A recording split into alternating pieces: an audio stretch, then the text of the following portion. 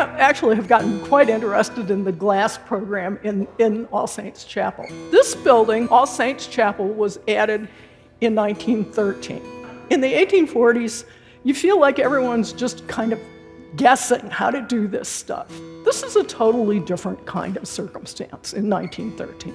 By this time, there are numerous firms who specialize in ecclesiastical stained glass. It's in no way a kind of unique endeavor the way the nave was.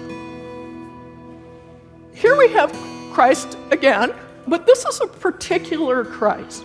This is the Christ of the book of Revelation, and actually the whole imagery in this chapel is tied up to the book of Revelation.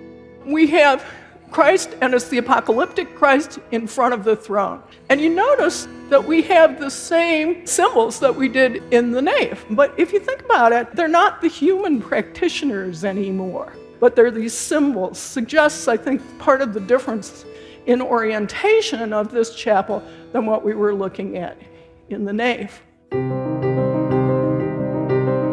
So you have the elders who are described in heaven in the book of Revelation, especially in chapters 4 and 5, and they are holding up their crowns before Christ. Above, we have a parade of saints led off by the Virgin Mary, then John the Evangelist, then St. Stephen, then St. John the Baptist, Paul and Peter, and putting Paul before Peter suggests the importance of his gospel rather than the Roman Church, Mary Magdalene, and you can't see her from here, but on the top lancet there is St. Cecilia. So we have mentioned in the saints at least 3 female saints. So the whole idea kind of goes through this chapel, that this chapel is an otherworldly time, and we have this combination of elders marching along and particular saints. There's more variety.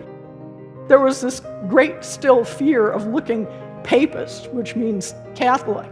And you have a feeling that that controversy has quite died down by the early 20th century.